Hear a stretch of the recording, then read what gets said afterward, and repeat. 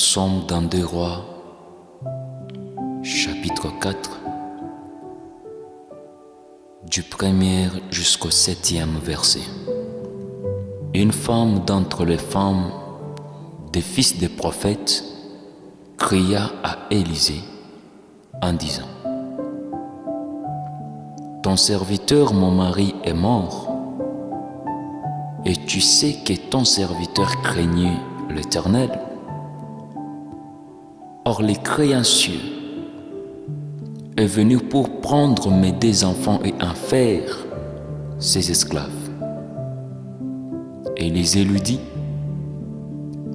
que puis-je faire pour toi? Dis-moi, qu'as-tu à la maison? Elle répondit: ta servante n'a rien du tout à la maison qu'un vase d'huile. Et il dit: va demander au dehors des vases chez tous tes voisins, des vases vides, et n'en demande pas un petit nombre. Quand tu seras rentré, tu fermeras la porte sur toi et sur tes enfants. Tu verseras dans tous ces vases et tu mettras de côté ceux qui seront pleins.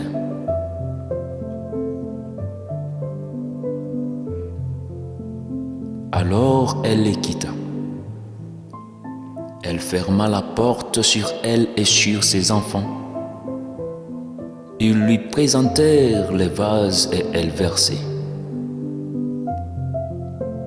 Lorsque les vases furent pleins, elle dit à son fils: présente-moi encore un vase. Mais il lui répondit: il n'y a plus de vase. Et l'huile s'arrêta. Elle alla les rapporter à l'homme de Dieu. Et il dit: va vendre l'huile et paye ta dette, et tu vivras, toi et tes fils, de ce qui restera. Mais il lui répondit: il n'y a plus de vase. Et l'huile s'arrêta. Mais il lui répondit: il n'y a plus de vase. Et l'huile s'arrêta. Donc si il y a carence de vases, l'huile doit s'arrêter.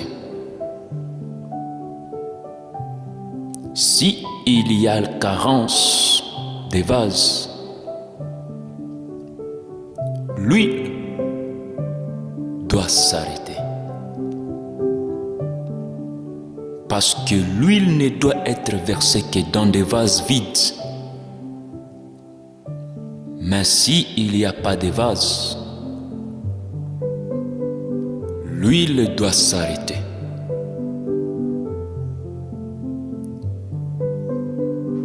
À la fête des noces, il y avait 6 vases. Et Jésus était là comme la 7e vase, dans lequel on devrait puiser de l'eau pour remplir les 6 vases. Raison pour laquelle il pouvait dire: remplissez d'eau ces vases.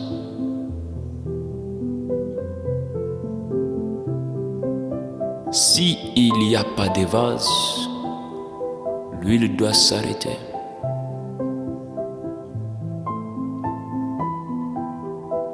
Je suis un vase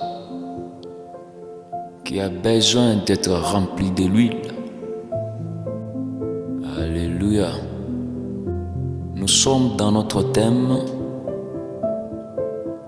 qui a été déjà débité. Et aujourd'hui, nous finissons sur ce thème intitulé la dette réclamée par les créanciers. Lorsque je parlais dans la première partie de ce thème, j'avais pris les sous-thèmes qui disaient qui était le mari de la veuve ainsi que qui était la veuve. Aujourd'hui, je vais parler de la dette et du créancier ainsi que de l'huile. Donc, qui était le mari de la veuve?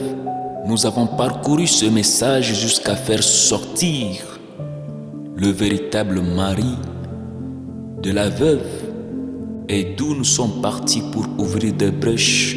Et dans l'une des brèches, je parlais sur le poisson de la mer, c'est-à-dire je parlais sur 5 parties ou 5 espaces dans lesquels l'homme devait dominer.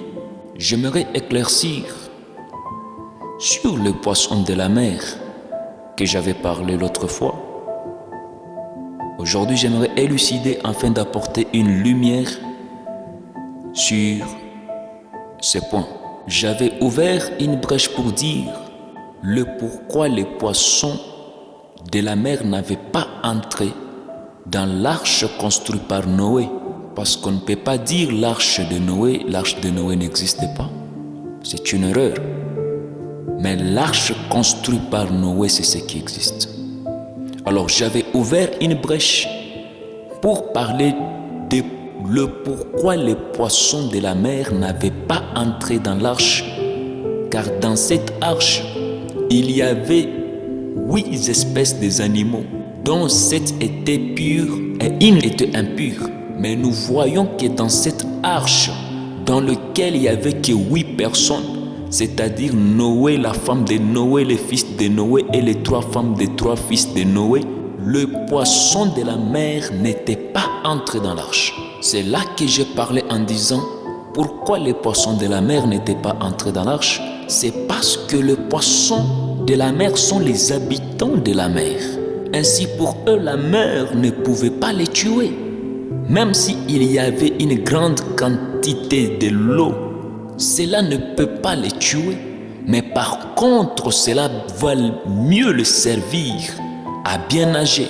Ainsi, le poisson de la mer dont il est question premièrement, c'est toi et c'est moi. Les eaux, c'est la parole. Ainsi, la dimension que Dieu pourra t'ajouter à sa parole ne va pas t'égarer de son chemin, ne va pas te tuer, mais ça va te permettre à bien nager dans sa parole. Parce que les Écritures est un fleuve dans lequel on nage. On peut nager dans le profondeur, c'est-à-dire dans le langage prophétique. On peut nager dans les hauteurs, c'est-à-dire dans le langage révélatoire. On peut nager dans la largeur, c'est-à-dire dans la doctrine. Et on peut nager dans la longueur, ce qui veut dire dans la connaissance. Mais plus loin, vous allez comprendre que les poissons qui étaient restés dans la mer et qui n'avaient pas entré dans l'arche, c'était Paul. Parce que les eaux, selon Révélation chapitre 17, le verset 15, les eaux sont les nations, sont des langues de peuples, de foules. Et l'apôtre Paul, il est l'apôtre des nations, selon Actes des Apôtres chapitre 9, le verset 15. Donc, jusqu'en ce jour, Paul est toujours chez les nations. Paul est toujours dans la mer, il est toujours ce poisson qui est dans la mer, qui est aux nations. Et le véritable Paul qui est chez les nations, c'est le messager du temps. Alléluia! Le poisson de la mer, c'est aussi l'homme de Moïse, car Moïse était le poisson qui a été tiré des eaux par la fille du roi Pharaon. Et aussi, la personne de Yeshua, Amashia, est aussi le poisson de la mer. Car c'est lui le véritable poisson qui avait avalé Jonas durant 3 jours. Et c'est lui le véritable poisson que Jésus avait dit à Pierre d'ouvrir dans sa bouche et de trouver un stataire afin de payer son impôt et l'impôt de Jésus. L'impôt payé par un poisson. Matthieu chapitre 17, le verset 27. Un jour, Pierre, en pêchant, il a pêché 153 grands poissons. Waouh! Donc, s'il y a des grands poissons, c'est qu'il y a aussi des petits. C'est selon Jean chapitre 21, le verset 11. Soyez bénis, peuple de Dieu. Aujourd'hui, nous parlons de qui est le créancier. Les Français nous disent qu'un créancier est une personne qui a prêté de l'argent ou un bien à une autre personne qui devient le débiteur. Dans Luc chapitre 17, le verset 41, la Bible dit: un créancier avait 2 débiteurs. L'un devait 500 deniers et l'autre 50. Comme il n'avait pas de quoi payer, il leur remit à tous 2 leurs dettes. Lequel l'aimera le plus? Simon répondit: c'est lui, je pense, auquel il a le plus remis. Jésus lui dit: tu as bien jugé. Puis il se retourna vers la femme et il dit à Simon: vois-tu cette femme? Je suis entré dans ta maison et tu ne m'as point donné l'eau pour laver mes pieds, mais elle les a mouillés de ses larmes et les a essuyés avec ses cheveux. Tu ne m'as point donné de baiser, mais elle, depuis que je suis entré, elle n'a point cessé de me baiser le pied. Tu n'as point versé l'huile sur ma tête, mais elle a versé du parfum sur mes pieds. C'est pourquoi je te l'ai dit, ses nombreux péchés ont été pardonnés, car elle a beaucoup aimé. Mais celui à qui on pardonne peu, aime peu. Ici, c'était le parabole de la personne de Yahushua HaMashiach, Jésus le Christ, qui voulait s'adresser à Pierre pour dire à Pierre à combien plus forte raison que lui devrait faire plus que cette femme de Marie de Magdala. Mais Pierre n'avait pas compris. La femme a fait ce que Pierre devrait faire parce que Jésus était dans la maison de Pierre, mais Pierre ne s'était pas occupé de lui qui était l'invité de Marc. Alors, dans cette parabole, les créanciers dont il est question, c'est la personne de Jésus. Et les 2 débiteurs sont Simon, Pierre et Marie de Magdala. Alors que dans 2 Rois chapitre 4, les versets 1 à 7 que nous venons de lire, les créanciers, son nom n'est pas cité et la Bible n'a pas déterminé de quoi le mari de la veuve avait crédité, ni de quoi il devrait rembourser. C'est par l'esprit de révélation que nous voulons comprendre la pensée d'Élohim cachée derrière l'écriture, puisque l'écriture me dit que la gloire d'Élohim c'est de cacher les choses et celle des rois c'est de sonder les choses. Un créancier est aussi le diable, car le diable réclame tout ce qui est à lui. Comme le diable connaît bien les Écritures, il est allé lire l'écriture de Psaume 109, numéro 11, qui dit que les créanciers s'emparent de tout ce qui est à lui. Ainsi, en lisant cette écriture, c'est-à-dire comme il connaissait bien les Écritures, il est allé réclamer Pierre dans Luc Luc 22, le verset 31. Donc, en Pierre, il y avait des choses de Satan. Parce que Jésus dit à Pierre, Simon, Simon, Satan vous a réclamé pour vous cribler comme le froment. Mais j'ai intercédé pour vous. Donc, en Pierre et en ses frères, il y avait des traits dont Satan avait besoin. C'est pourquoi il les avait réclamés. Or, la personne de Yahushua est en train de dire dans Jean 14, le verset 30, « Le prince du monde vient, il n'y a rien en moi. » Mais cependant, qu'en Pierre et à ses frères, il y avait des choses. C'est pourquoi Pierre pouvait renier Jésus 3 fois. Selon Matthieu chapitre 26, les versets 69 à 74. Et là, Pierre a renié Jésus par son apparence qui ressemblait à son maître.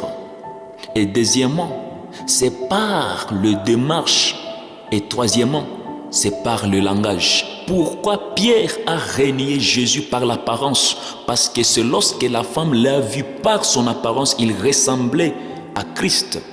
Et lorsqu'il voulait même marcher, on a dit même par ta façon de marcher, tu lui ressembles. Et en voulant parler, on a dit même en ta manière de parler, cela t'accuse encore. Pourquoi donc Pierre a renié Jésus 3 fois et pourquoi il lui a renié par l'apparence, par le démarche et par le langage?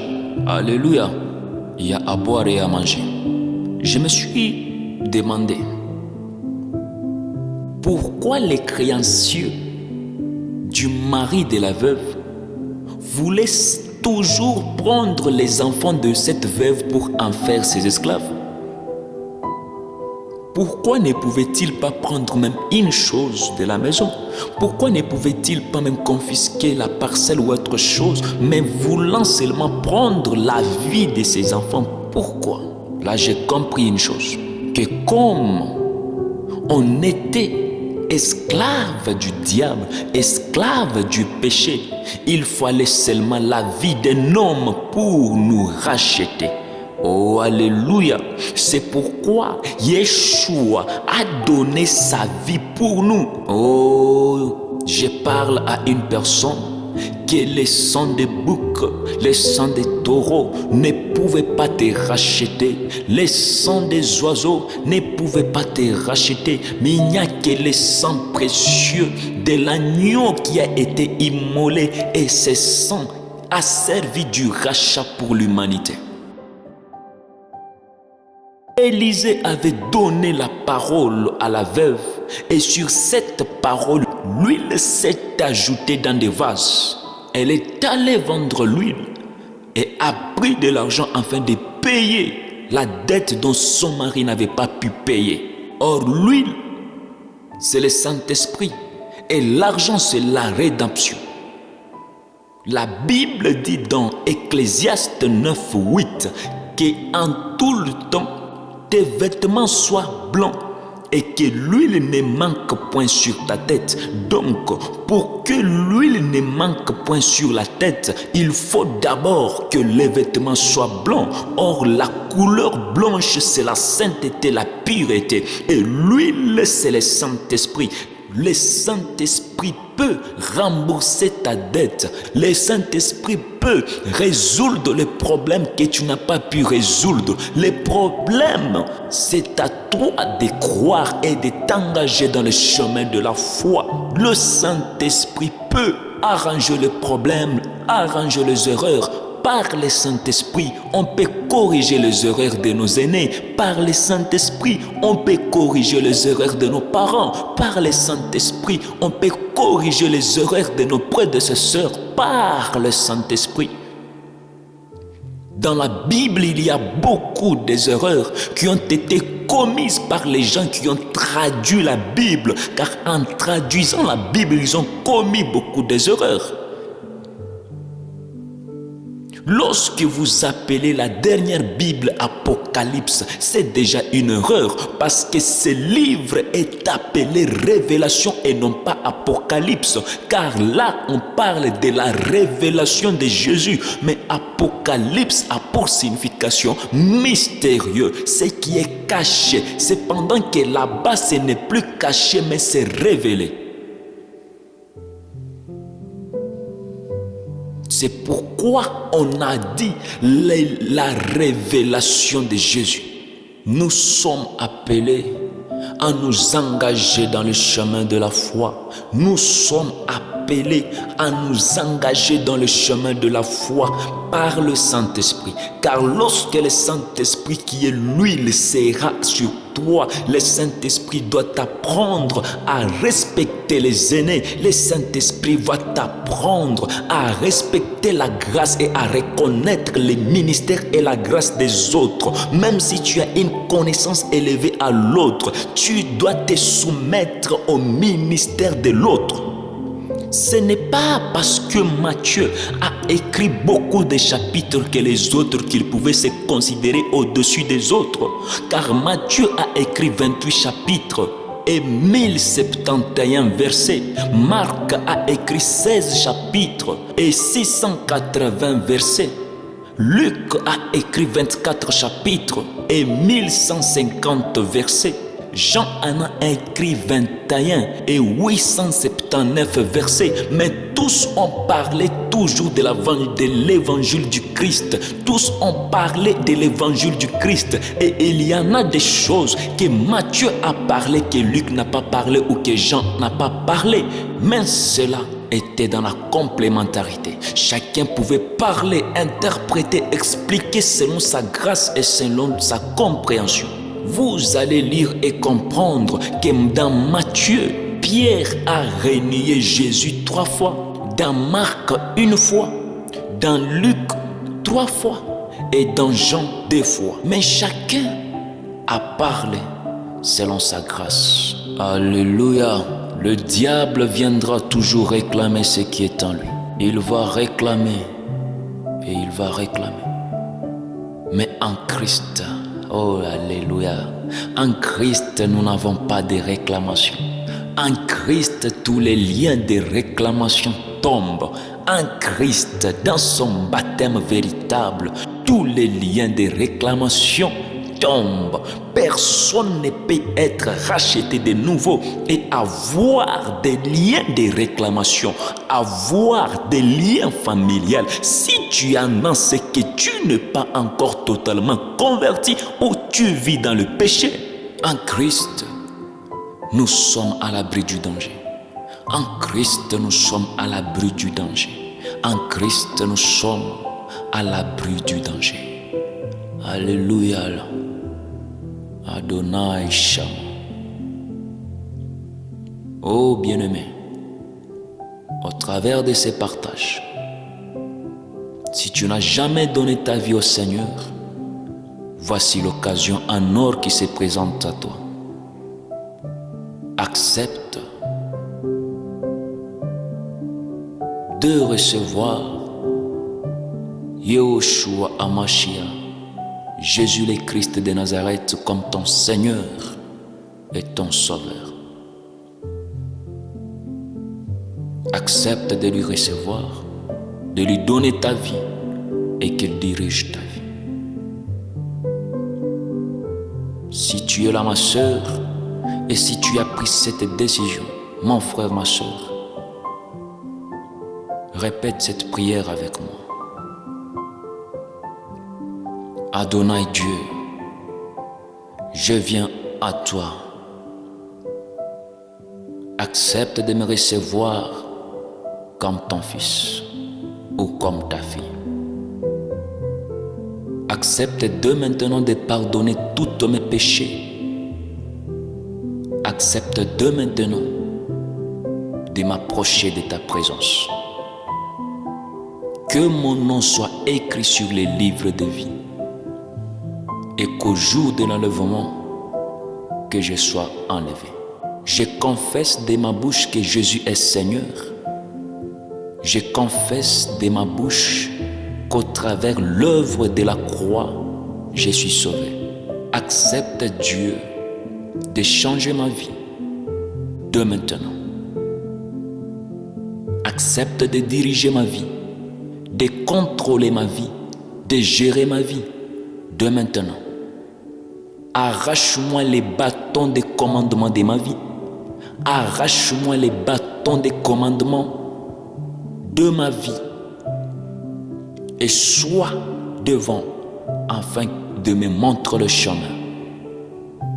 En ton nom, Yahushua Hamashiach, j'ai prié avec foi.